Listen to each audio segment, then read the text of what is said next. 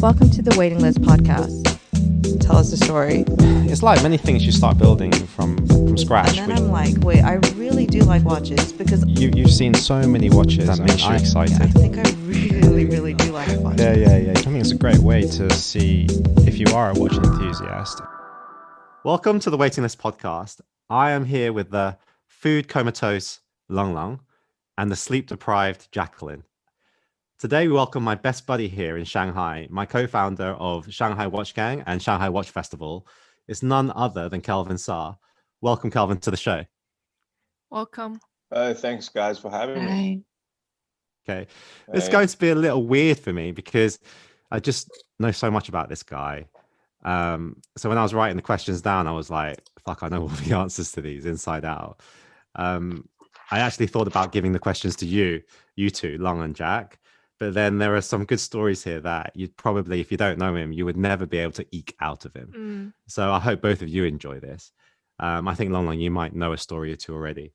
I think some of the stories that I'm going to ask Kelvin to share today, hopefully though, will inspire people because that it is what we do on this show.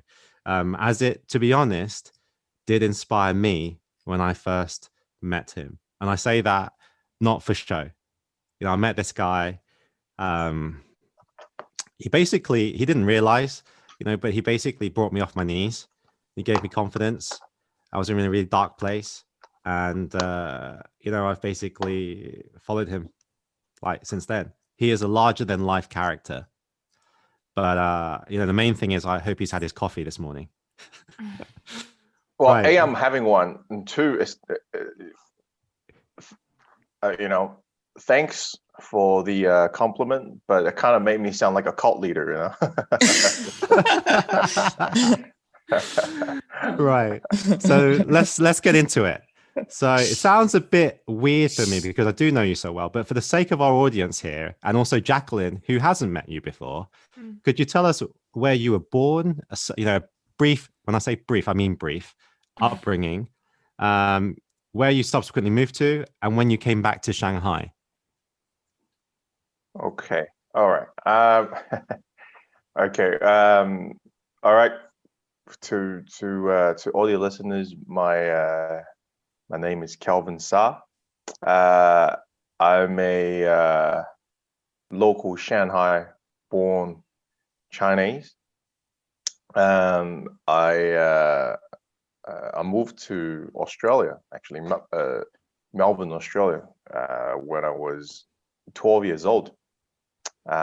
Did my high school, did my university, and even worked for a few years before I moved back to Shanghai back in 2008, Christmas of 2008, as a matter of fact, to pursue a entrepreneur life. And I was here for 2 years before something happened to my family. I had to move back to Oz again for another 2-3 years before I finally made the decision of moving back full time.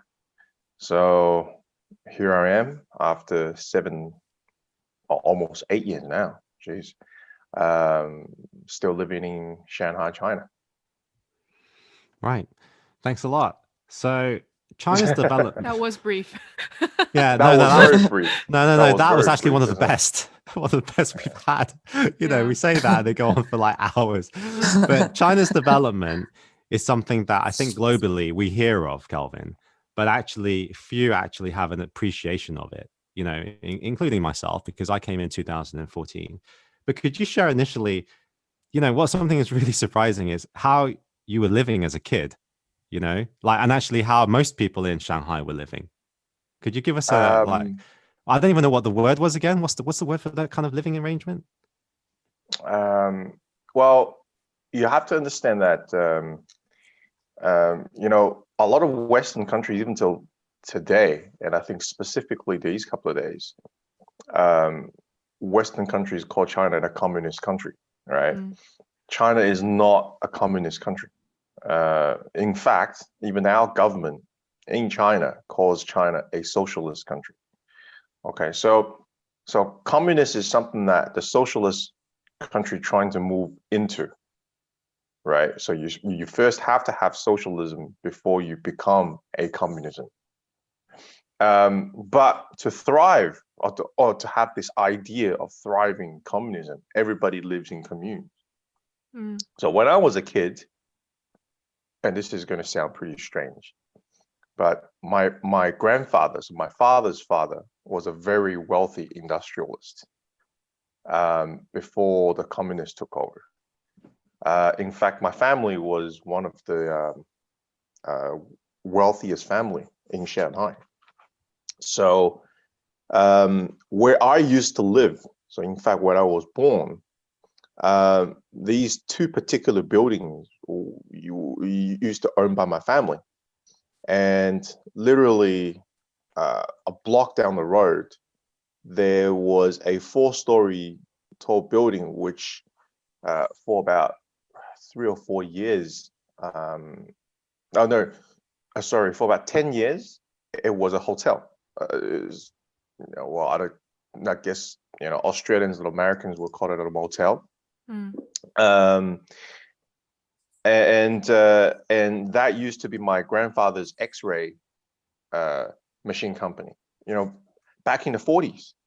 So back in the 40s, my grandfather was making X-ray machines and pharmaceuticals. So what happened was, when the Communist Party took over and became the official government back in 1949,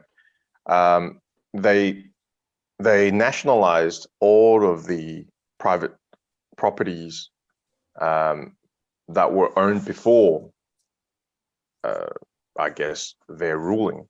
And then they gave all the properties to everybody, right? So all of a sudden, everybody had properties.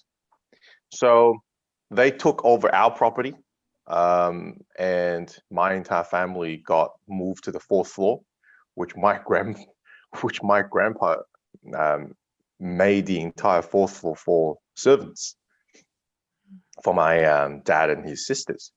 And so I grew up in a house where my grandfather used to own, but I had neighbors which had no relations to me, that now took over our place, right?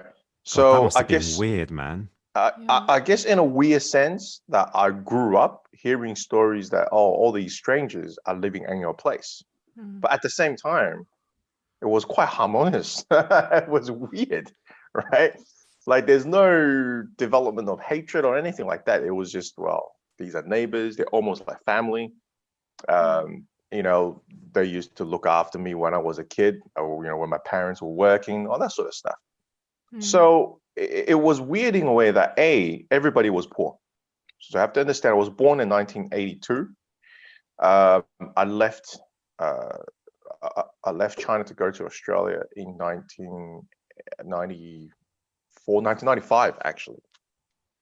So before 1995, China was a pretty poor place.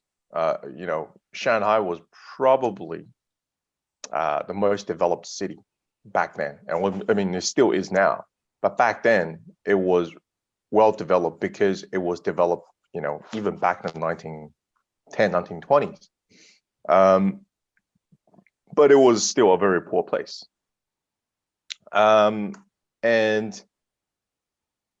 I mean, now 30 years after, I look back, I think the amount of development that has made in my lifetime, which is 39 odd years, is probably the stuff in the West that it took maybe 3 generations. Like, maybe it took 3 generations of people to see. And I think it's kind of difficult to try to explain, unless if you are here to see it for yourself. And I will argue that this is probably why most Western countries today would not be able to have a proper conversation with a local Chinese. and try to understand what their life is like, because their understanding of China or their understanding of way of life is nothing really changes, right? Or everything changes in increment. But for the Chinese, you have to understand like everything's changed for just about every single person, and it changed in such a quick pace. Yeah. So yeah. But you know, your living arrangements, right? They were considered good, right? Because when I talked to like Pangzi, like Kevin, you know, he wasn't like, because in Shanghai you have nong, don't you? But I'm not sure you have it. Oh, you in mean other... Longtang, right? Yeah, Nongtang. No, Yeah. I So grew what up are in a they? Longtang. So what, No, can you no, no. explain what they are? Okay. So basically, what Longtang is, right, is properties that were built in the 1920s and 1930s. Are a blend mix between Chinese style old buildings and Western style buildings. So if you look at some of these old Longtang, which, you know, happens specifically in Shanghai only, because Shanghai used to be colonized by the French, the British, Americans, Japanese. So you have a lot of building influence that were European, right? So you have a lot of terrace style buildings, but they kind of built like a traditional Chinese commune, like, you know, from Qing Dynasty. So what Longtang basically is a blend architecture, a blend design of architecture that is like a mini village, like a mini Chinese village, but some of these buildings are designed with Western style. Okay, now you got to understand when these buildings were built in the 1920s, and most of them have like 3 or 4 floors. One particular villa is one family, or one wife or one concubine of, you know, from one family, right? So you have 3 or 4 floors of a villa, basically for one wife, 2 servants, and 1 kid, right? And because they were designed and built in the 1920s and they're wood structure, a lot of them don't have proper toilets, or maybe they have 1, right? But that would have been fine living in the 1920s, 1930s. Not for today. But because the communists took over in the 1949 and basically gave each room to a family that didn't have a house or didn't have a place to live in, right? And that become their dwelling. Now you got to understand, you have you know, a villa that maybe have 4 or 5 rooms, right? Each room housed a family, right? So basically, like 20 people. Yeah, it was built for 4 people, but there's like 16 people now living And in then it. like sharing a bathroom. So who Yeah, decides pretty who much. gets So the you have- floor with the bathroom? No, there was, Like the bathroom, as I believe, and you can correct me on this, Kelvin, if I'm wrong. He said like they're not actually built into a lot of the structures, so everybody had a And communal kitchen outside and a communal toilet. Is that right, Kelvin? Yeah, correct. So every how house. How many were you changing? Like, how many were you sharing with for a toilet then? Well, when I was growing up, there was no sharing toilet. I mean, you know, people fucking pissing on the street and that sort of stuff, you know? Wow. It wasn't that uncommon. And then actually last week, there was a bit of a joke happening on the internet, you know, some dude on Amazon was selling this new Chinese porcelain thing, and it's got photos of, you know, like putting champagnes into it and all that sort of shit. That was, you know, when I was a kid, Was it a I used to Niaohu? shit and piss. Yeah, I used to shit and piss in one of those. You know? Because nobody had modern toilets, so everybody had a little bucket. Yeah. Porcelain bucket at home that you basically piss and shit into, and I you had take one it of outside those. and you Yeah. right. Oh yeah. I had one of those growing up. It's called a Yehu. And then when you were a little kid, it's like a little bucket with like flowers and decorations on it, and you put it in the corner of the room.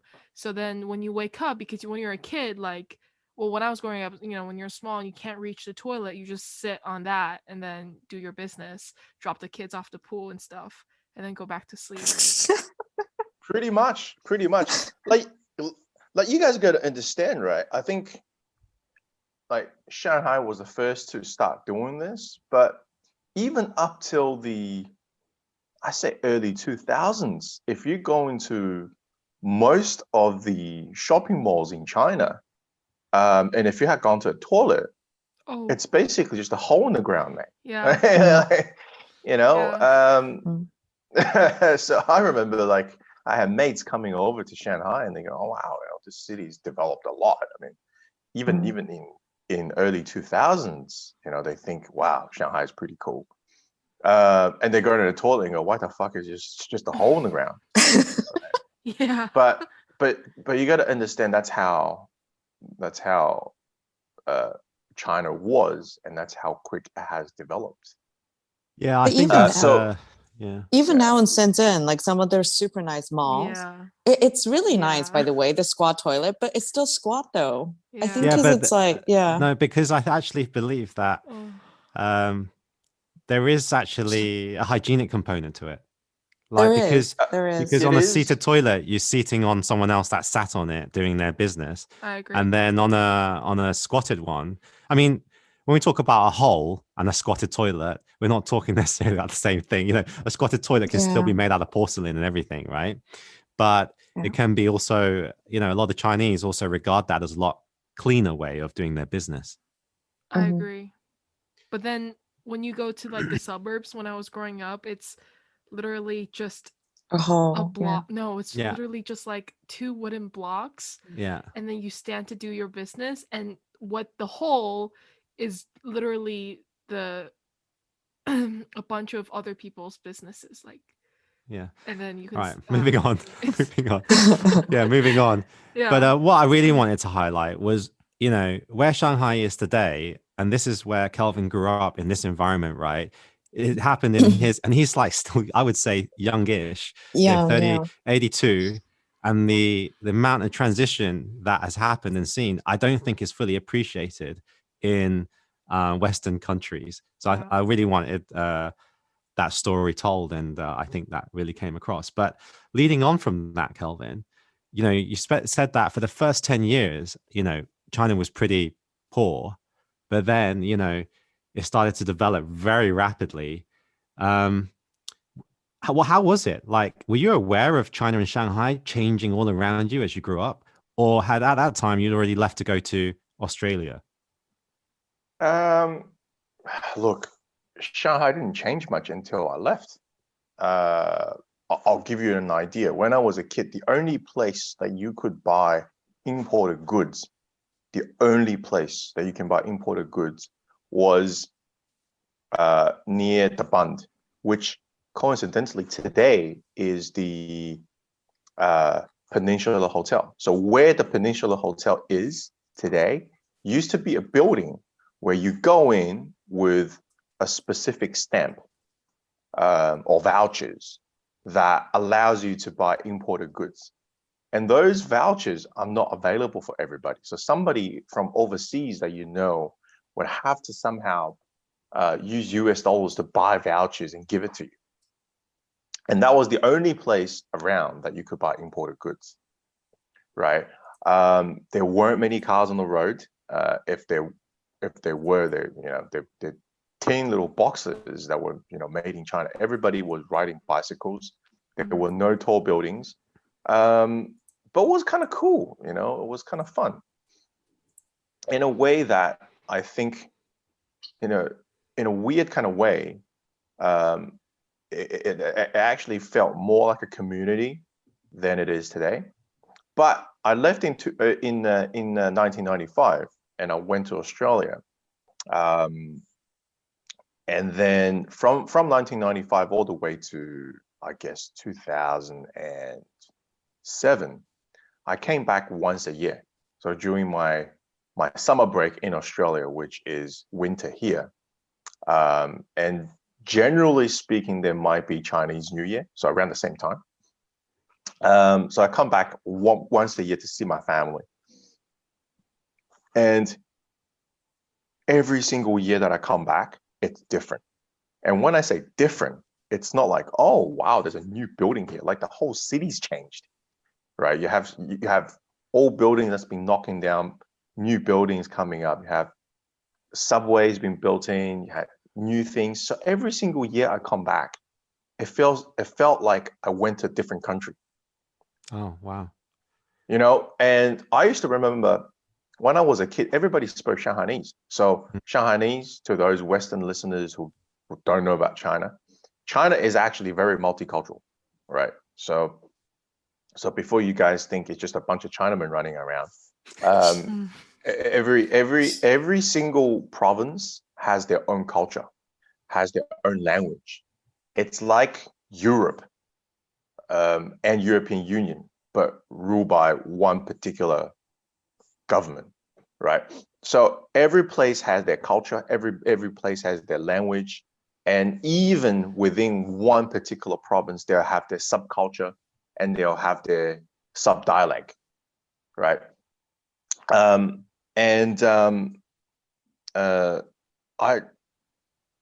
remember, you know, when I came back, until maybe 2002, I start hearing like people only spoke Mandarin. Like I will go to a shopping mall and I start speaking Shanghainese. People are like, oh, I'm sorry, I don't speak Shanghainese. I'm like, well, you know, are you serious? He goes, yeah, I don't speak Shanghainese. I'm like, what the fuck do in Shanghai, right?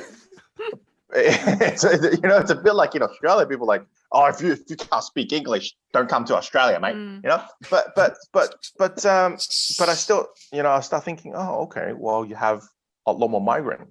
So when I say migrant, like Chinese migrant, that's from another province going into bigger cities, and you start seeing a lot more Chinese from other provinces that come into Shanghai to find more opportunities, right? To find work. And Shanghai becomes a lot more diversified, you know, in a way. And then so not only the infrastructure changes, but also socially it changed a lot, right? Now, you know, people are start saying, you know, let's preserve Shanghainese. Anyway, shit happens everywhere. Go on, Lang. I'm really curious to know, because you watch the change happen, right? And then you go to Australia. And it doesn't even have to be the fact that you went to Australia, but just the fact that you're someone that had to adapt to change so quickly, right? How do you feel, like what kind of skills do you think Shanghainese people have that other people don't have? Just the fact that you guys have to learn to adapt like that. There must be something you guys have. Like, oh, that's a very good question.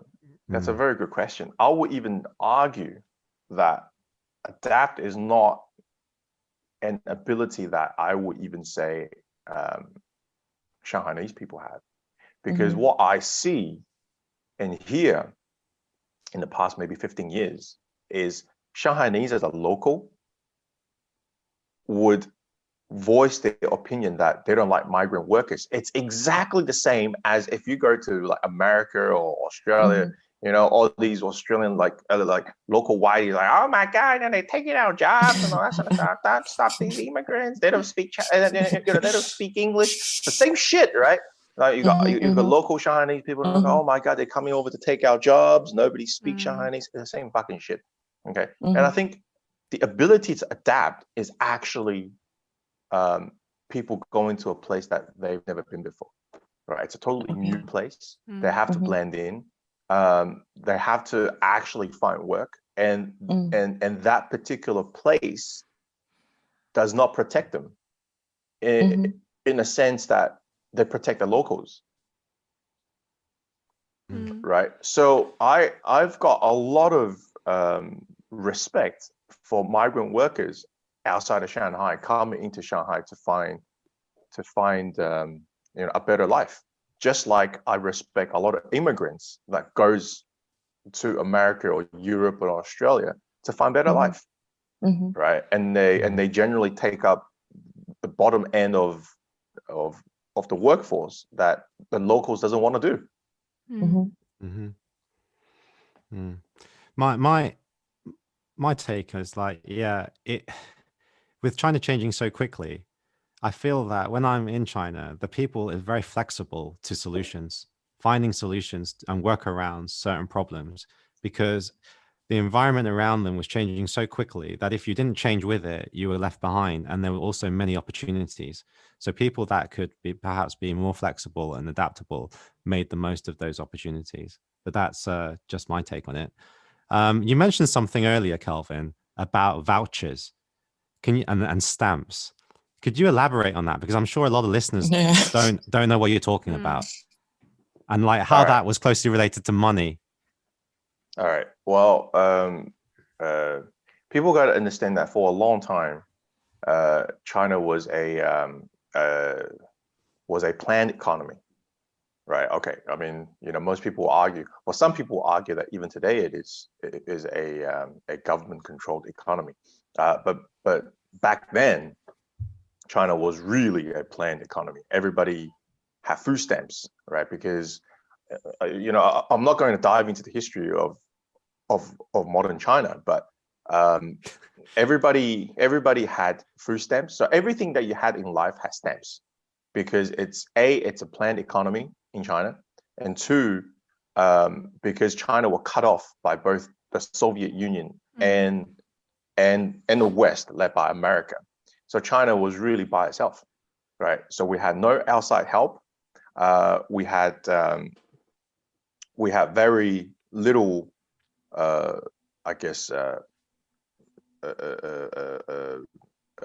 input from within China. So everything was planned on the dot. So how much food people can eat, everything in life. If you want to go and buy a sewing machine to sew clothes, you have to have a specific voucher, right? Which you exchange by your own wage.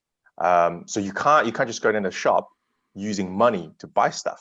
You have to first of all buy a voucher to make sure that voucher is available, or to make sure the production is available. If you want to buy a watch, which is a watch is not for everybody back then. A watch is specifically for engineers who need a watch, or or if you're in the military, or if you're a high official, then you get a voucher, right? It's a voucher is a license, is a right to be able to purchase something. Okay, so it's a bit different to a food stamp. It's basically a allocation. So think of having a voucher for 7-Eleven or something. I think that probably be a lot more. Can you trade for more vouchers? You could. So people could sell their vouchers or sell their allocation of something to somebody else. Okay. But again, they will have to sell it for a profit. So I guess in a way, if you look at it like this, it's not really planned economy, because you can trade. You can actually trade vouchers. But then, when you have 99.9% of people living in the poverty, it's like, well, what the fuck else do you have to trade? Nobody's going to trade a month worth of food for a fucking watch. Like, maybe some people would, right? But I think at the end of the day, I think the listeners really have to understand and appreciate the fact that China has come a long way in the last 40 years. The amount of people that has been lifted from poverty by, I guess, ironically, the communist government, I think has never been done ever before in the history of humankind, right? 450 people lift out of poverty and now into American style middle class. Not heard of. Incredible. Right. So when you eventually arrived in Australia, specifically Melbourne, Can you remember your first impressions after basically living like that? And did you feel like you'd reached like the promised land with a big home and comforts that you had not had Oh, before? absolutely. I mean, crazy, right? Yeah. When I first landed in Melbourne, it felt like I was in paradise. You know, getting off Melbourne Airport, everybody had cars. You know, my mom used to drive a 1991 Toyota Camry, you know, with a sunroof. I was, you know, okay, they drive on the, you know, other side of the road, the wrong side of the road. But you know, riding in the car, listen to music. I'm looking out of the window. There's trees everywhere. You know, everybody had their own homes. You know, there's highway. Wow, I was like, this is amazing. You know, and on the radio, I remember back in 1995 when I first landed in Melbourne, going back to our home. On the radio, they were saying they're going to build this super speed highway, the super speed railway, like they had in Japan. You know, from Melbourne to Sydney, that's like 1,000 kilometers, and it will take 3 hours. They'll get there. You know, back in 1995, and I'm thinking like, wow, this is awesome. Because you gotta remember, like when I first, so when I got to Australia, so 1995, I got to Australia. A year before I left for Australia, I went from Shanghai to Shenzhen on an airplane. It was the first time I've ever taken an airplane. It was from Shanghai to Shenzhen, right? And then I went the second time, and I took the train with my dad, and that was 48 hours. Wow. Right, and I think the trip was 1,400 kilometers or something like that, and it took 48 hours because you know, it stopped in every single city. 2, it was really slow, and the infrastructure was so terrible that yeah, it literally took 48 hours, and we slept 2 nights. So to hear, you know, a year later in Australia that they're going to build this super speed railway that will take 3.5 hours going from Melbourne to Sydney, I was sitting there going, yeah, I've moved to the right place. I've moved to the right place. Right? Little know, I'm telling you, this is the fucking irony. All right? This is the fucking irony. 1995. So now it's 2021, and you know, so just in case if somebody in 2050 that is listening to, you know, Waiting List podcast and listening to Kelvin Sa fucking speaking, right?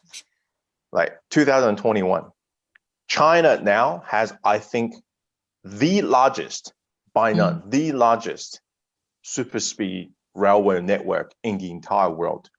I could go from Shanghai to Beijing right now in 4.5 hours, right? Which on an airplane, that's like 2 hours anyway. Okay. I wanted to.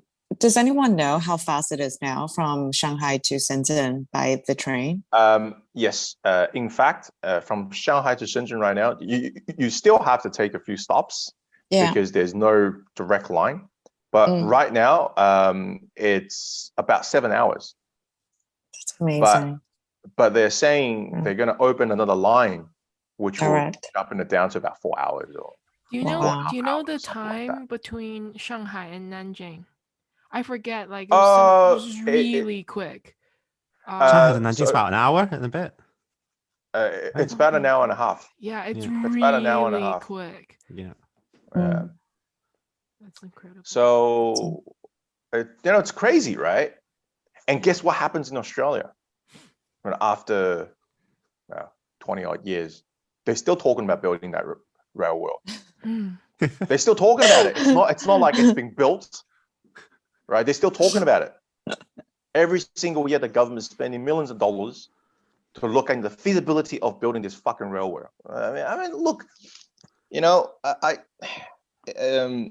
So I will answer the question that I think I was in promised land, you know.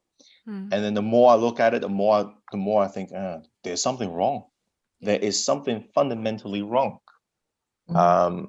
with this whole idea of Western country is the promised land, because every single year they will look at the difference between Australia and China because I travel so much. And every single year I come back to Australia, I'm like, why is it that pothole is still there? Like, I'll go back to Melbourne like every year now, right? To see my mom. That pothole is still there after 15 years. Nobody's fixed it, right? Everybody's turned a blind eye. And the same issue that was spoken about 10 years ago is still being spoken about today. Yeah. So what has Actually, changed? it's the same in the UK. Nothing. They've been talking about the high-speed rail from Birmingham to London, right? The HS2, I think it's called, the project. Still talking about it. I don't know how many years. I've given up, right? Even if expecting it to happen. But yes, super amazing story. But how was your English back then? And how did you find your integration? Yeah, how was your integration into Oz? And is there a strong Shanghainese community in Melbourne? Okay. So I guess when I first went to Australia, there's only 3 types of Chinese in Oz. And I'm not sure how it is in America or the UK, but in Australia, there's only 3 types of Chinese. One type is Chinese that immigrated to Australia back in the 50s and 60s. So I guess that would have been right after the Civil War, right? And the second type of Chinese are, so you have your Malaysian Chinese, Singaporean Chinese, Hong Kongers, Taiwanese. They were migrated, between, I guess, the early 90s till even the day I went there. But the Chinese, like me, whose parents, like my mom's generation, went to Australia after 1989, when the borders start to open up in China, so that people can officially leave China to go to overseas. That policy really happened like 1986, 1987. That wave of immigrant, I think I was the first batch. So when I first went to Australia, there's almost nobody like me who was like mainland Chinese. So the only Chinese that I go to school that I kind of want to be friends with, because, we kind of speak the same language, I'll feel a lot more comfortable with, want nothing to do with me. So, even today, people talking about racism or that sort of shit. And I'm sorry to say this, but I tell everybody, white people never gave me racism. Well, not as much. But the people that gave me racism were Chinese. Wow. Right? I'll tell you a funny story. The first day I got to school, this was the October of 1995. The first day I went to school, and they introduced me. Okay, this is Kelvin. He's from China. And everybody's like, oh, China? Whereabouts in China? I said, Shanghai. And I remember there was 2 Taiwanese girls who I think they migrated to Australia like 1994 or something like that. And I was sitting right in front of them.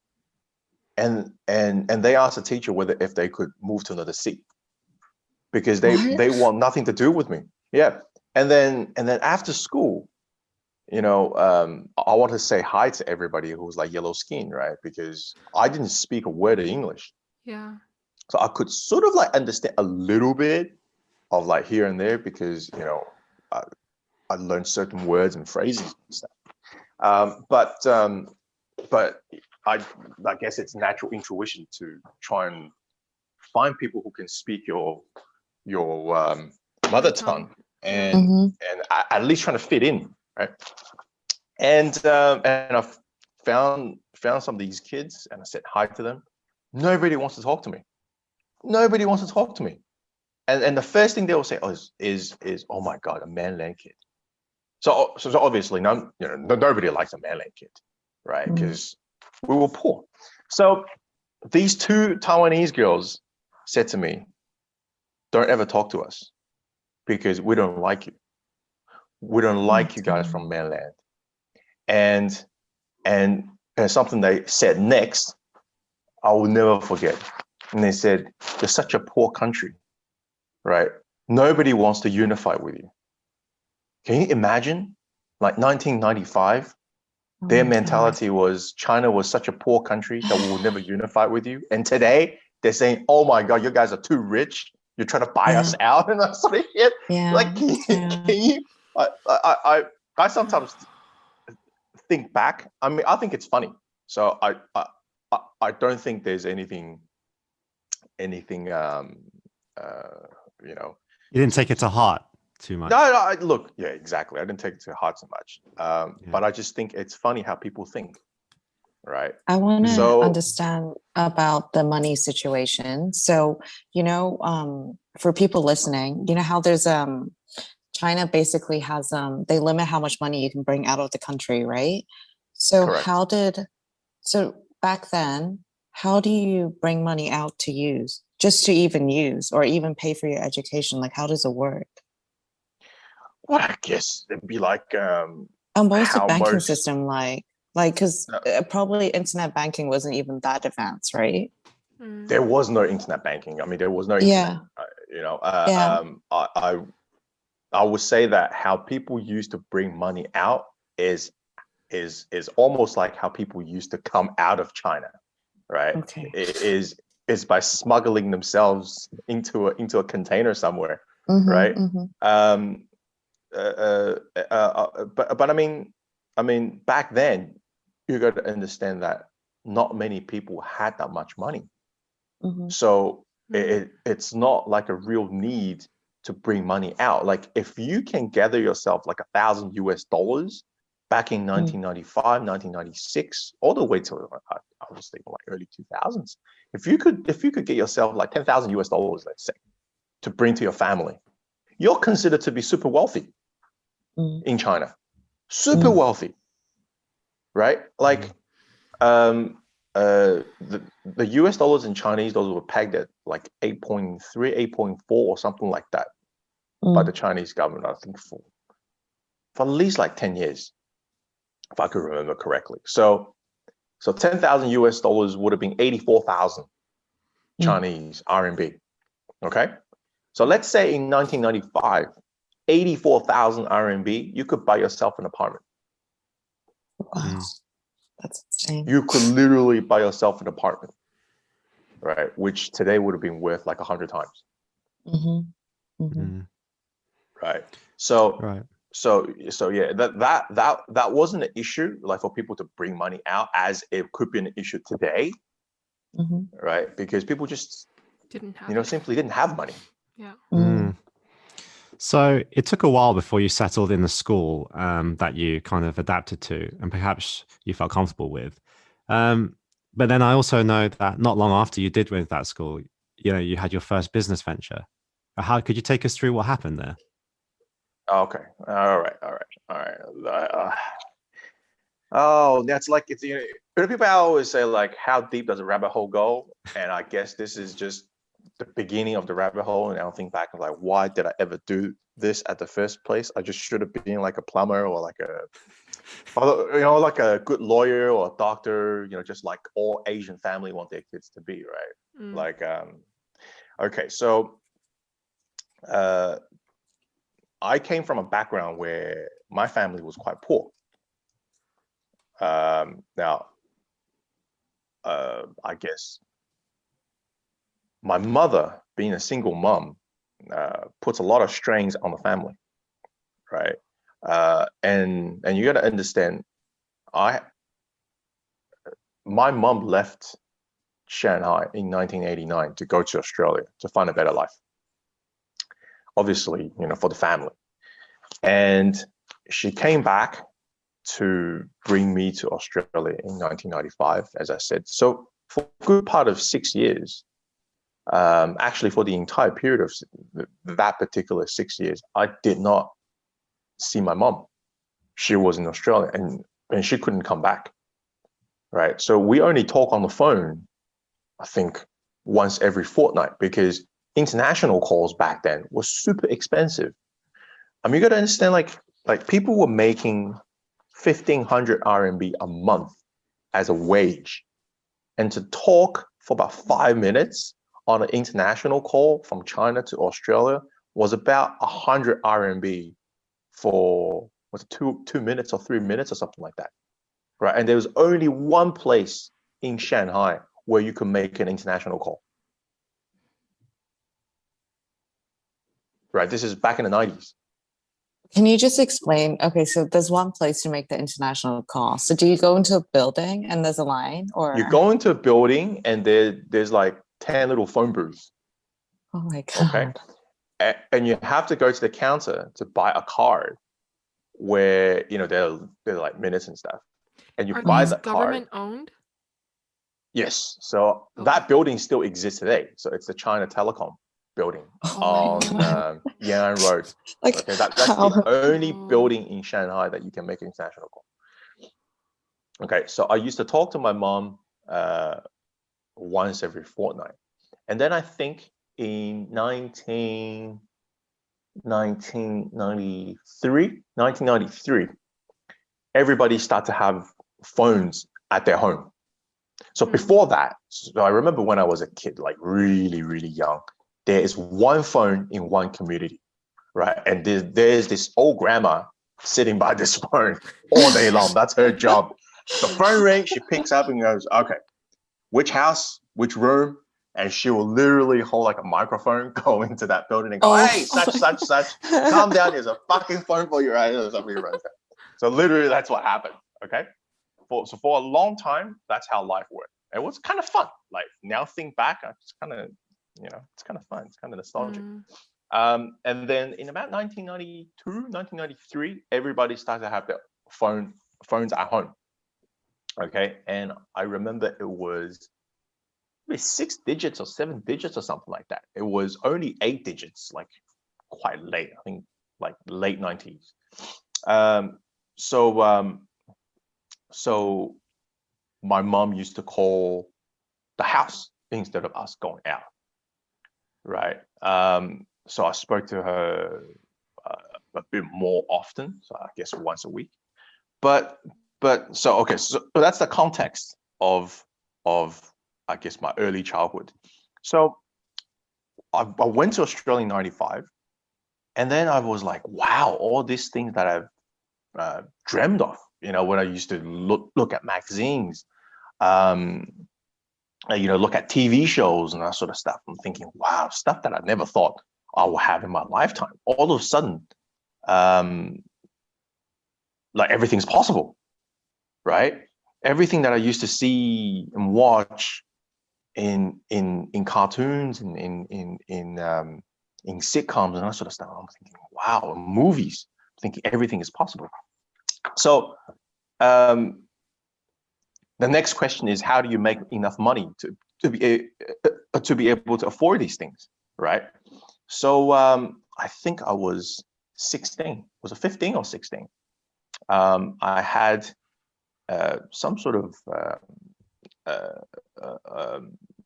so my mom had 2 friends that started their business, and I was asking him, I'm like, okay, so how much money do you make? And back then, I think the average wage in Australia was something like $36,000. So if you were making 50,000, that's considered to be a pretty high income. Okay, so back in 1995, and those 2 friends of my mom was making something like $65,000 a year. And my mom has always been saying, you know, this is where you want to be. This is where you want to go. You got to be good at school, do university, and you come out, you might be able to make something close to that. So I'm like, okay, that's great. How much is a Lamborghini? Right? Because that was my dream. My dream was to be able to own a Lamborghini. And then they said something like, oh, about $500,000. So wait a minute. It will take me 10 years, right? Spend a single cent to be able to afford that. Fuck that. No way, right? I'm like, nah, I'm not gonna do a job. Like that's for peasants.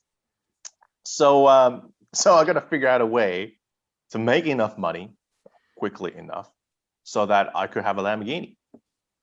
So I guess that was stuck in my head for about a year until somebody in school was selling computers. So they were putting computers together and sell it to other kids in school, right? And one day I was talking to him. I said, "How much money do you make?" It's like, "Oh, about $300, $500 for putting up a computer." So I worked out in my head. I'm thinking, okay, there's like 500 kids in school. So there you go, right? That's like if I could do one a day, I'm making pretty good money, right? So that was how simple it was. And then yeah, I went to his house like every day after school to learn how to put a computer together. And then I start selling computers to kids. Wait, so by putting computers together, but where did you get the computer parts? And so I was like everything you guys know about the great market and resellers and that sort of shit. I was that guy, when I was 16. So I used to go to like computer swap meets, computer stores, and find like parts super cheap, or like bundle buy, all that kind of stuff. Because what happens back then, right, is like, you don't just go to a store to buy like a whole computer, right? You go to a store, basically they're all computer parts, right? If you know how to put them together yourself, you put it together yourself. It's like a DIY kit, right? But if you don't want to put it together yourself, the guy in the store will offer you, let's say, but give me $200 extra, I'll put it together for you. You know what I mean? So I will go to the store, or I guess the cheapest store I could find, buy these parts at a little bit of margin, and I'll go to the kids and say, "You know what? Just give me $150. I'll put the whole thing together for you." Right? And plus, if a kid, now you got to understand this. If a kid, and especially a kid from reasonably wealthy school, if a kid is willing to listen to their classmates on putting a computer together, he does not have the time or the patience to go to every single computer store and trying to find how much that particular computer will cost. It's exactly like how Rolex and Patek and RM works, right? You basically pick up the call and go, "How much is a 5711?" You don't go around and ask like 15 guys, right? Especially back in 1998, I think. And there's no internet, right? So you literally have to go to every single store to try and find the price. So I guess that's how I started. That's how the rabbit hole started. So did you make enough money to get a Lamborghini then? No, just the computer business. No, of course not. Of course not. I think if I remember correctly, I think in total I built maybe like 15 computers or something, because it's an after school thing, right? And I still have to study. My mom put me into Chinese schools. I had piano to learn, so I didn't have a lot of time. But it kind of got me into a mindset where buy and sell, and how to try to convince people to buy your product. I guess, started at the age of 15 or 16. I started to realize this is probably one of my skills, to sell people unnecessary shit at a higher price.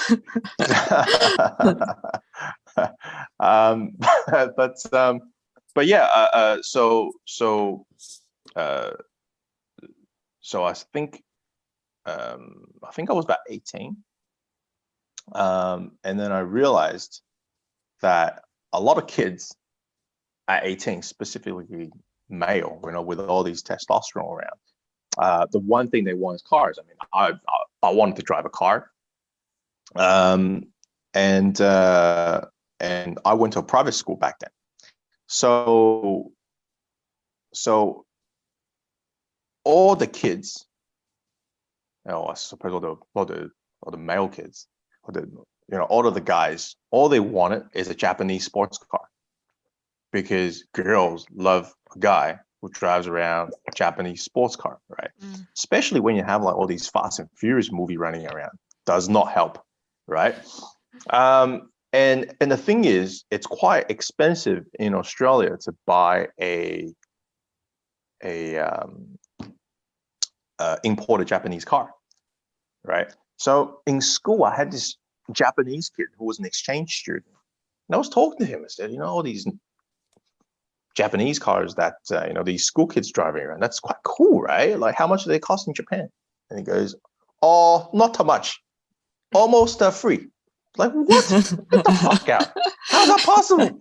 So, and then I realized that in Japan, after a certain amount of years, you have to dispose these cars, right?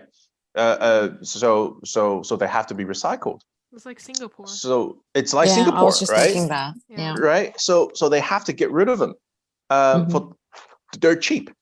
So I'm thinking, like, why does it cost so much in Australia if it costs almost nothing to export out of Japan? So Kelvin went to Japan and bought all the parts and put the cars together to sell. No. That would have been a great story. Unfortunately, that's not how it goes. But I'm not sure if I could say a bit more so that it's more or less self-incriminating.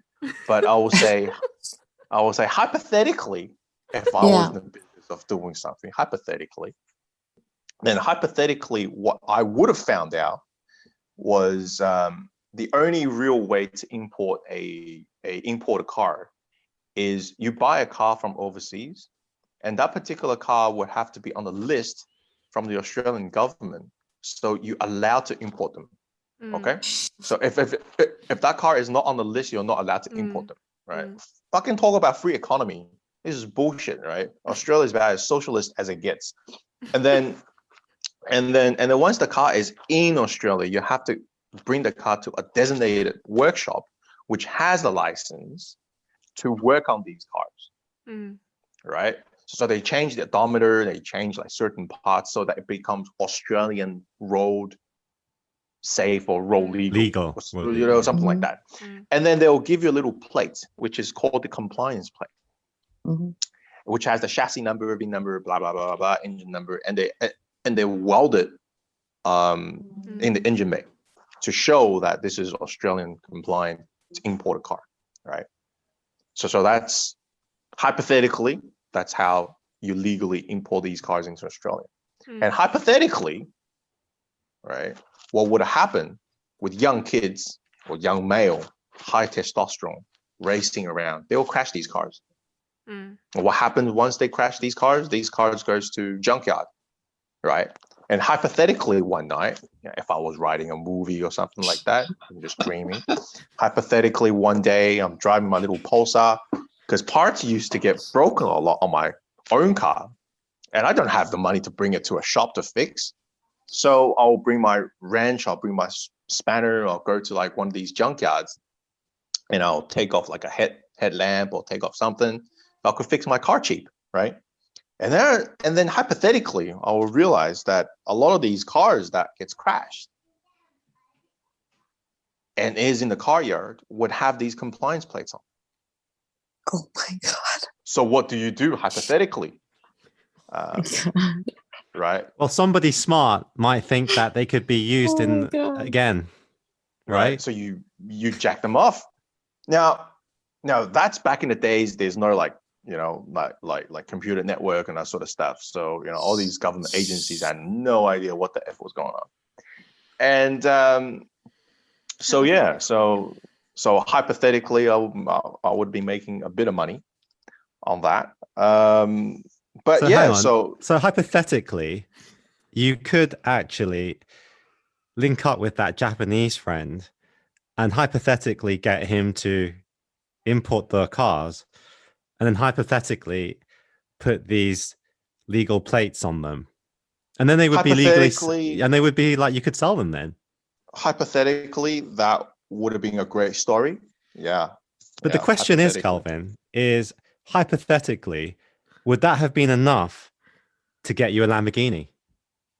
Yes, hypothetically it would, and I would have gone down to the dealership to buy it in cash.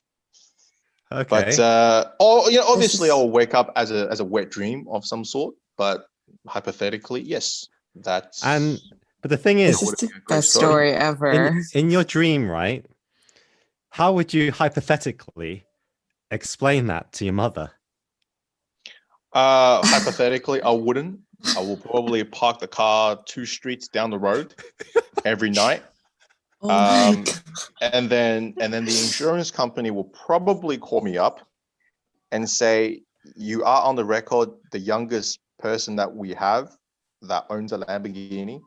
And you said your car was parked at such location. Our agents were following you and you were not parked in a safe garage. So therefore, and hypothetically, I would have to bring it home. And tell my mom it belongs to a friend. Oh my god. Belongs to a hypothetical friend. Yeah. Right. No, that I was love a real friend. Yeah. I love that story, but unfortunately, it didn't last. You went on to your next venture, I think in university. Wait, so how and old that- were you when you were doing this? Hypothetically speaking. I was 19. Holy crap. Well, we should say the opportunity would be hypothetically around 19. Yeah. And then what Wow. happened? What brought you down to earth? Well, actually, a lot of things happened. I had that car for 3 months, and it was a hellhole because the thing is, right? I spent every single cent I had on a car. Okay, and I think till this day, not many people knows this because I was quite afraid to tell people that. So I spent every single cent on it, and nobody told me how much money it would have cost to maintain the shit. Yeah. Right? Now, I have to tell you this, a clutch change on a Lamborghini Diablo was $50,000. Now, $50,000 could have bought you a brand new BMW 5 Series. Right? So nobody told me a clutch change that in a normal car would have cost you $1,000. In a Lamborghini Diablo, and subsequently for the Murcielago, and I think it's the same for the Countach as well.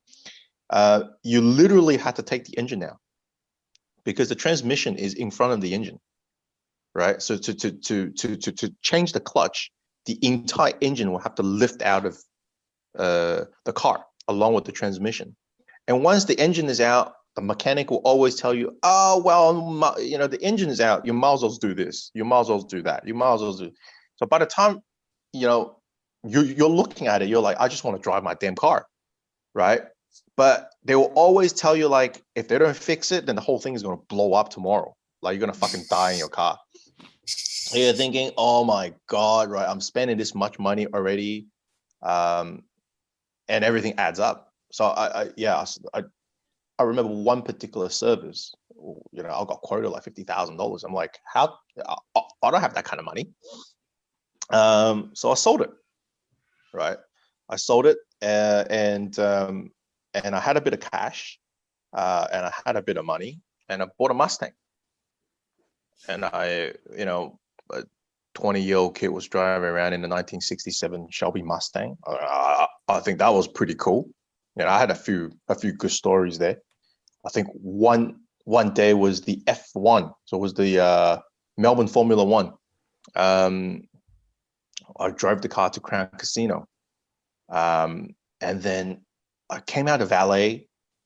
The valet was like, hey, Ron Dennis and Jackie Stewart really want to talk to you. Like, they've been waiting for like half an hour. I was like, what the fuck? Are you serious? For a lot of these listeners who don't know. Oh, again, this is hypothetical, right? Everything I'm being speaking about is hypothetical. It's just a dream that I had. And it said, yeah, Jackie Stewart was just standing around your car for like, 15 minutes, and really wants to talk to you. I said, oh, okay. And the guy's a racing legend, right? And I met him, such a sweet man, and he was telling me how in his younger days he used to race one of these. I let him send the car, but one thing he couldn't believe was, A, I was this young, and two, I was Chinese.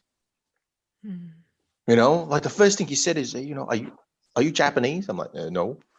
Oh, are you from Hong Kong? I'm like, no. Are you from Taiwan? I'm like, no.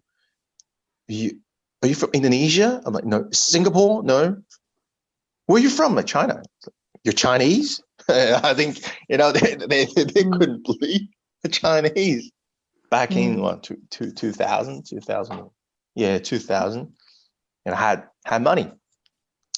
So anyway, I always thought that was a pretty funny story, but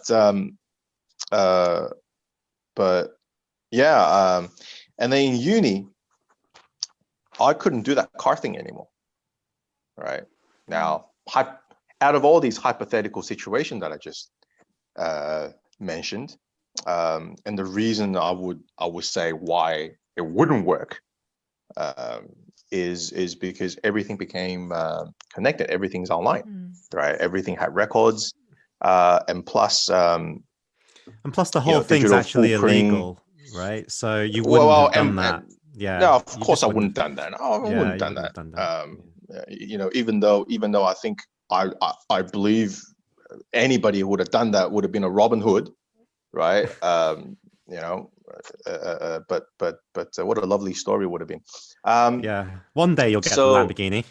So I stopped doing that. And then I had a friend who I've known for a little while. Back in Melbourne, he was making steel gates, right? Steel farming gates.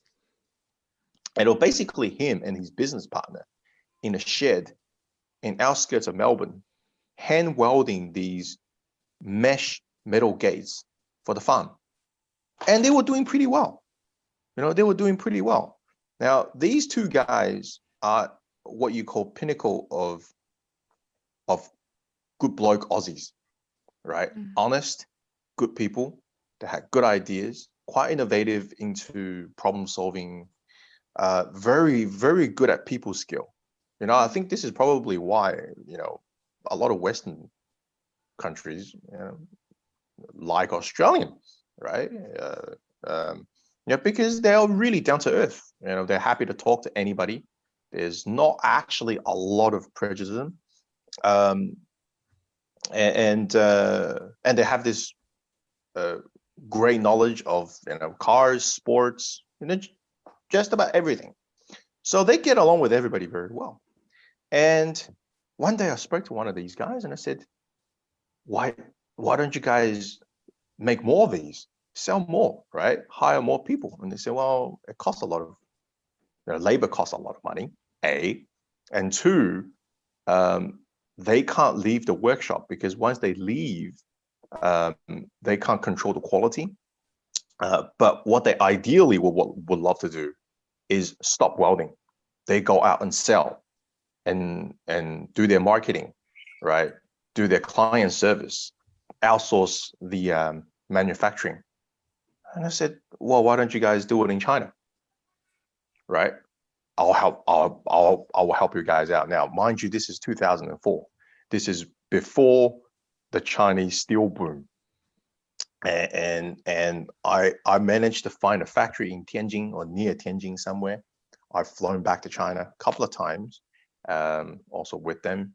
We found a factory that was capable of making these gates. We bought some of the tooling. We bought masks. You know, because galvanized steel, when you melt down galvanized steel, it releases a toxic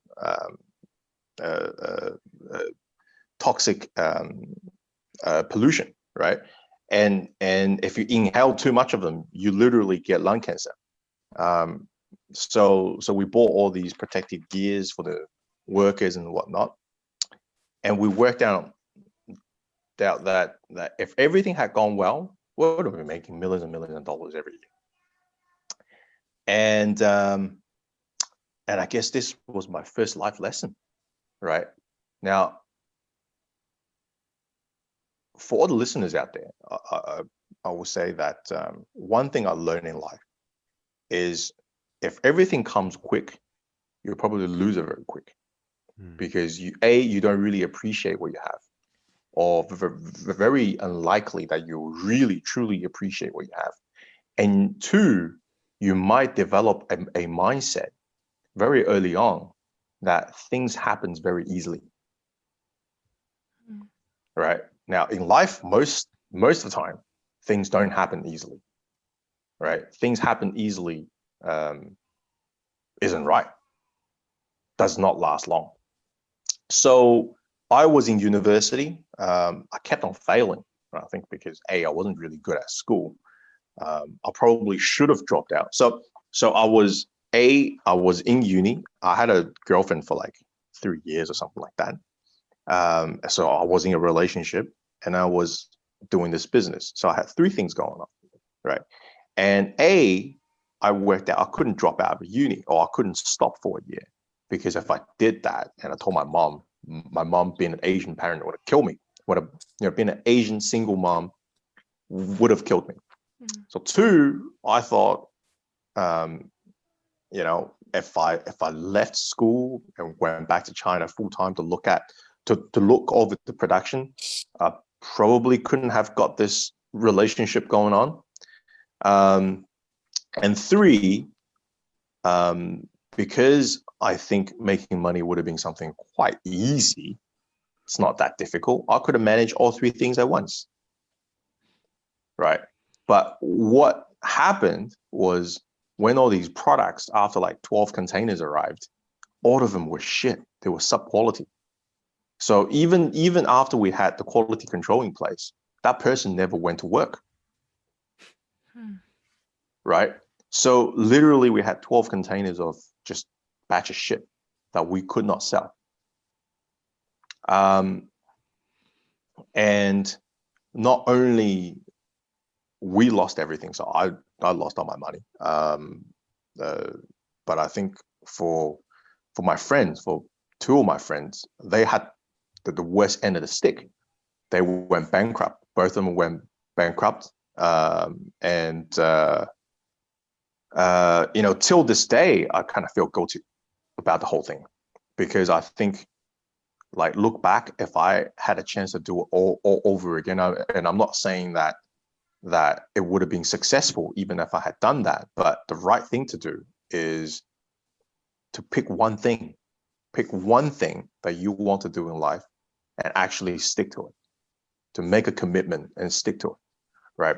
So what I should have done was either properly finish school, or drop out, or take a year or 2 years off, move to Tianjin, and actually properly oversees the production and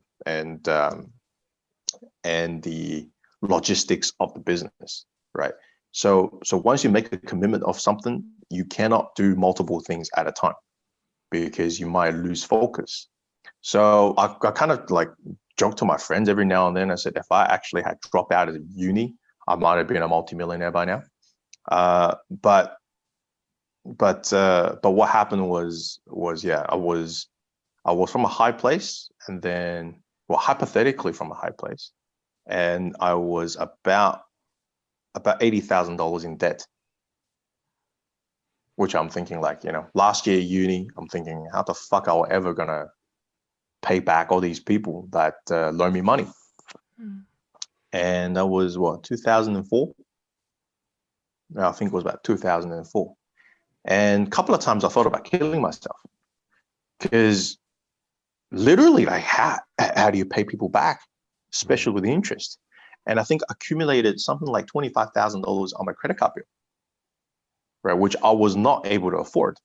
And the bank sold my debt to a debt collecting agency, and I get phone calls every couple of days.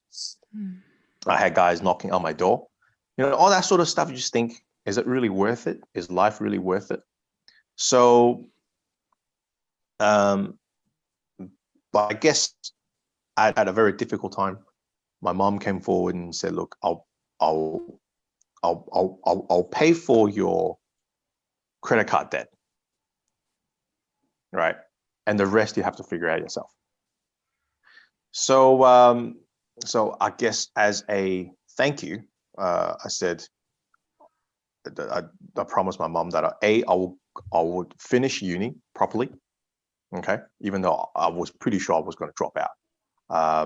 I had 2 notices from Melbourne Uni that most likely I would be kicked out of uni because I failed way too many subjects.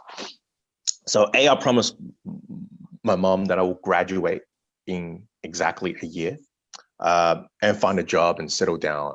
Crap. And 2, I will pick up a proper part-time job to slowly pay everybody back. Right. So, okay. So I only had these two things I had to do.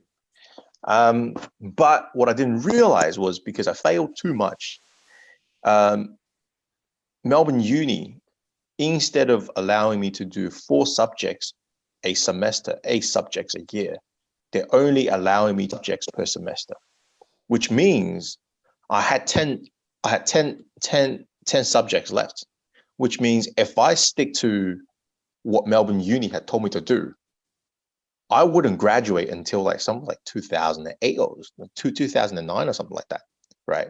That was unacceptable because I promised my mom that I will graduate in a year, right? And 2, I really hate studying. So I didn't want to be in Melbourne Uni for like another 2.5 years. So what I ended up doing was I promised the board that I would do 2 subjects every semester. So they allow me to stay in uni. But what I actually did afterwards was went to every single dean and promised them that I will do such an exceptional job this year that they should give me another chance to do all these subjects, right? Because if I failed again, I was never going to come back to that class.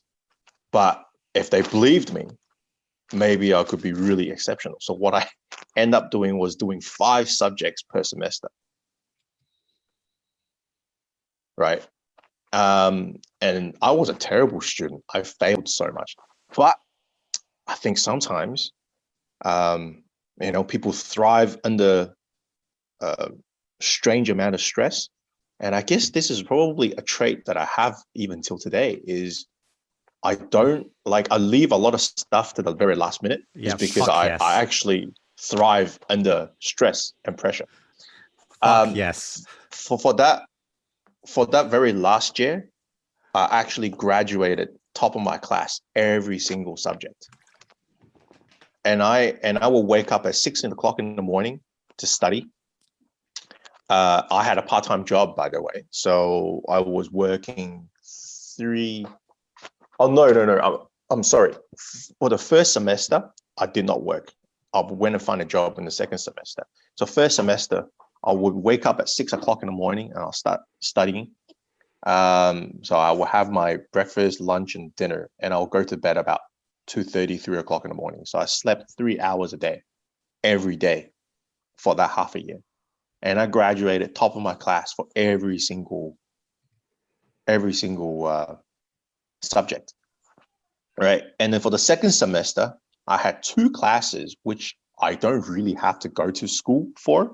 One was Chinese, which I thought, fuck, I'll just sit there and I'll graduate, right? I'll get top of my class, right?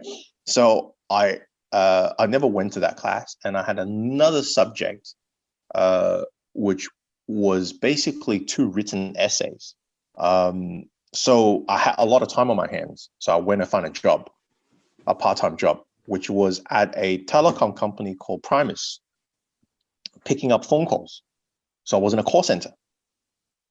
So I worked out of a call center for like 8 months to a year. So my job would have been, if you had a problem with the internet and you dial this number and I'm on the other end and go, hello, this is Primus. How can I help you? Right. And so for my youth, I graduated on time. Miraculously, I graduated on time. And I also had a part-time job. The story is giving me chills. Yeah. It honestly Right. already beat, like he Doesn't beat sound Alex like real already. life. Yeah. I wasn't aware that you didn't know these stories, but I didn't. It still finishes. Like, listen to this. But I still had a problem, which was how do I pay the rest of my debt back? right? Now, I graduated properly, so I started doing full-time in Primus, right? Because I thought, okay, this is a pretty good starting ground. Maybe I could move into tech afterwards, or moving to, I don't know, marketing or sales within the company, right? Like, you got to start from somewhere, right? Like, I've never worked a day in my life before, like properly as a proper job. I've never worked in a day. So I was in the call center for about 8 months. And because I finished school, I had a lot of part-time, like, a lot of time on my hands. And I always liked models. So I was, when I was a kid, I used to make model planes, model cars, as a side hobby. But because I was in debt, and I wasn't actually making that much money from Primus. I think I was making something like was about $17 an hour.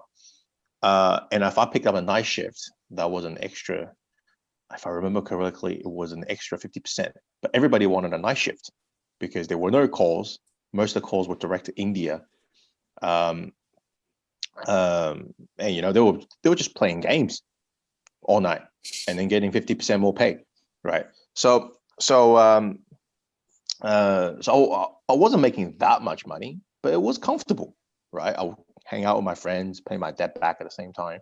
But for the rest of the time, I would go to eBay and find all these model cars that were broken or had scratched or something, right? But you would pick them up super, super cheap, and I would have bought these model cars home, and I would scratch the paint off, repaint them, fix them up, and enjoying the process because I actually like doing it, and B, having something that you cannot buy in the store, right? Now back then there's no like Facebook. I think MySpace just started or something like that. And I used to take photos and upload them to like all these forums, like all these BBS, right? And talk to people. And people are like, where did you get this? Right? I'm like, oh, I made them myself. So I realized there's a bit of a space in the market, or at least with diecast collection guys, is they want a bit more variety, right? Or instead of what these toy companies were offering to the public.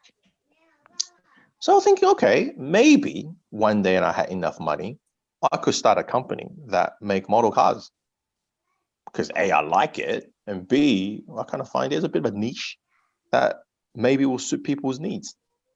But I'm thinking, fuck, how much money would it cost to start a company like that, right?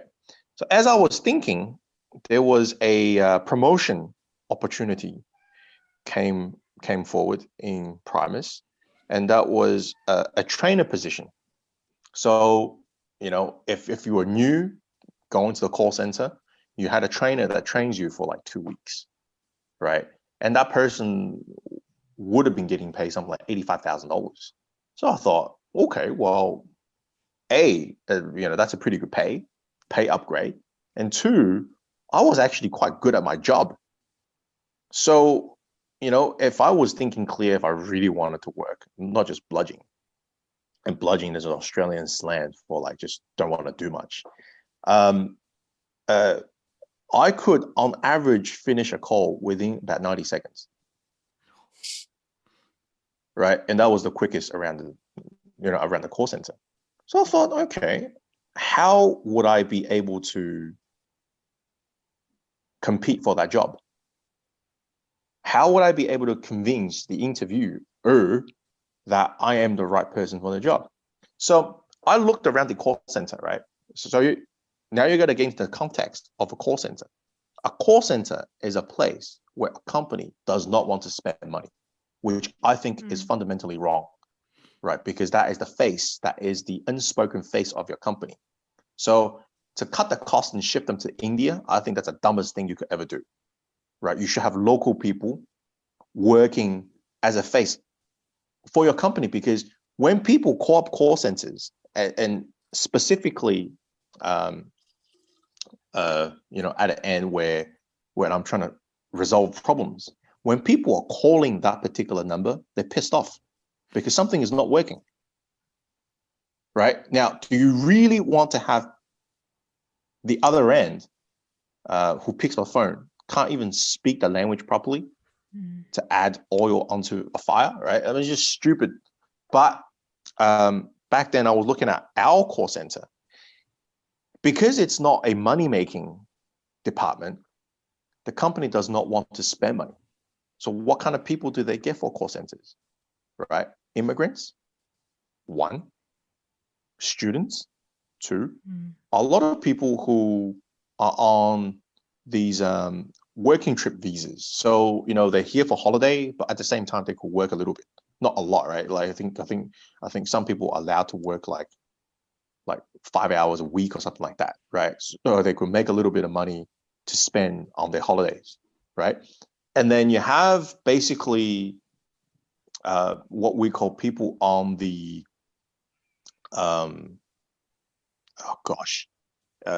in Australia it's called a dole. So it's you know, Benefits. Social security. Yeah, benefits, right? People on the benefits that will go into these things and work for, you know, $15, $17 an hour. So I was looking at it, I'm thinking, okay, so nobody's here really to work. They're here to A, get paid, 2, because it's an easy job, and 3, most of the time just talking, right? Which means they're not really fixing the problem. They're in a call center, specifically as a problem-solving department, there's a very clear logic on how to get from A to B, right? So if you have a problem A, how do you troubleshoot everything so that you can get to a conclusion, which A, either fix the problem, or 2, you cannot fix the problem, that you have to escalate the problem to another department that could fix this problem. So there's only 2 particular outcomes, right? So why can't you systematically put a logic in place where everything is automated? So that was my logic, right? So if the question you're going to be asked is almost set questions, right, to troubleshoot, and most of the time it does not fall out of this framework, then why can't you automate it? It surely can be automated. So I wrote a little program, basically put my logic into place. And the program will ask you a certain amount of questions. So if this happens, you'll have 4 options or 5 options. And then for each option, you know, something else will happen. And eventually, the only 2 outcomes would have been either you have this problem fixed, or this thing would have been escalated into another department, which by then, everything is compiled in a standardized format. So there's no spelling mistakes, there's no grammar mistakes, there's no, oh, I didn't understand that question properly, so therefore I wrote it wrong, right?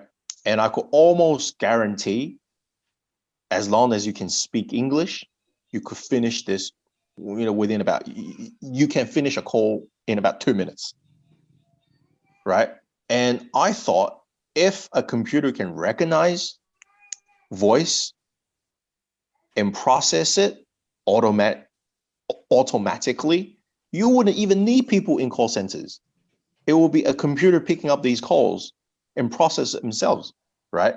And if you had a lot of problems happening in a very short period amount of time, which means either you know, there's an outage somewhere in a particular suburb. So what you had to do was, instead of picking up a call, when people calling, you could have voiceovers to say, if you're calling from this place, this place, this place, there's a known outage. So people wouldn't go, oh, fuck, you know, all right, fine. Right? So I thought this is a pretty good logic, yeah? So I wrote this program. It took me like, I think it was 3 weeks or something like that. And I took that program and I went for the interview. And I showed them exactly how it worked. And I borrowed 2 friends to do the interview, basically one acting as the person that would be doing it, you know, on one end that would have been running the program, and the other person would be calling, right? And they had a little script, and I was showing them exactly how it worked. Now, to my amazement, or my amusement to say, the interviewer said, well, it is a call center, so we do want a bit of human touch in it. So we do want people to actually talk to people. And I'm like, then why the fuck do you outsource it to India? Because certainly nobody can understand each other, right? But on another way, I'm thinking, okay, maybe this is a bit too disruptive because they see it, okay, maybe there's no call center left. If there's no call center left, then they might not have the budget. I don't know. I mean, you know, it's all internal politics. So at the end, that job went to somebody else. Okay. So you know, all these things were flowing in my head. I'm thinking, what did I do wrong? And then that job went to somebody, I think that person was like assistant trainer or something like that anyway. So I thought, okay, well, it's not that bad. And then somebody told me, oh, yeah, that person was already set, like way before the job was out in placement, right? So basically, it was an inside job. The whole interview thing was just a charade. And then I thought to myself, okay, well, I've got this program anyway. Can I sell it? Will people want it? Right? So I went to them and I said, if you don't want it, I'll sell it to somebody else. But if you want it, I want that job. But if you're not going to give me that job anymore, I'm going to sell it. So, yeah, I sold the program. To who? And you paid off your debt, right? Yeah, and I paid off my debt, and I had a little bit of extra money that I took the money. I went back to China, and I started my model car company. So in hindsight, I probably should have developed this thing a bit more. I probably would have been like the forefront of AI. I don't know, but yeah, that was kind of fun. We had a guest on last week. I don't think we got to talk about this, but Marco actually also worked on projects like voice recognition that led on to become the base plate for like Google's Amazon's Alexa and everything. But I mean, when you were doing this was like early 2000s, right? So it was like no, it was mid 2000s. So we're talking 2006 to 2006. Yeah. Yes. So still 2006 way ahead. Exactly. Yeah. I wouldn't say way ahead. I mean, I wasn't actually doing voice recognition. So I was only doing a particular logic, which I think. Yeah. So I look, to be fair, anybody with a little bit of programming background could have done exactly what I've done. But I think what it was to be able to put a set logic structure in place so that, you know, travel from A to B, the quickest line is a straight line, right? But what is a straight line? How do you draw that straight line? And I think to be able to draw that straight line was actually what I did. Now you could put a lot more technology onto that to make it work a lot better. But this is what I even till today that I believe is technology by itself does not change our lives. You got to be able to put them in place, right? So you have to understand how the business work. You have to understand that business model, and then you can draw technologies to be able to fit in a business model that will make it more efficient, right? Yeah. So that was what I did, and I went back to China, and I had a bit of money. I came back to China, started my model car company, and that was a big mistake again. And I burned through all my money from 2008 all the way to 2010. Paid a lot of, I guess, learned a lot. Yeah, 交学费, right, as Chinese would say. But I learned a lot. I learned a lot in a way that this was the first time I properly did a business, right? Because with the steel gates business, I didn't do much, I failed. I lost a lot of money, but I didn't do much. For this model car company, I was doing it day in, day out. I was going to every single factory. I was staying with the factory. I was learn how to manufacturing things, how the manufacturing process work, how factory were run, how production lines were run, how do you manage people, how do you manage a company. So this is the stuff that I learned that I never learned before, right? So every single dollar that I made will go back into the business. At one particular time, I think for maybe 3 or 4 month period of time, I only had something like 1,500 RMB left in my bank account. So everywhere I went, I walked, to save money, right? So instead of saying like I was living paycheck to paycheck, I was living like project to project. So one particular project came about, I'll do that project and I'll finish it off. I'll get paid, and some of the money will go back to fund my model car, and then some of these model car will be sold, or 1 or 2 will be sold, and it will be onto another project. But it was a good learning process for 2 years to try to understand how actually business worked. Yeah. Well, Kelvin, like, I think we've all been amazed. I mean, I don't know how many times I've heard the story, but it's pretty unbelievable stories that you tell. And we've come to the end of the podcast, really. Have you two guys got anything to say? Because I've heard this just before. shocked. I'm really shocked. Yeah. All these hypothetical stories, it's just a movie. Yeah, Don't be all these shocked. hypothetical stories. You should really think about being a movie producer. These stories are well, great. you talk about that, and he has actually touched on that kind of industry before, but we have to end the podcast here. I hope you all enjoyed that. We will be getting him back for more, so stay tuned. Thank you very much, Kelvin, for your time, and thank you to my 2 co-hosts. See you guys soon.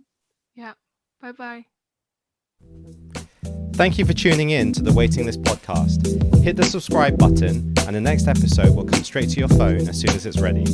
Whilst I'm here, please remember to leave a nice review and follow us on Instagram at the Waiting List podcast.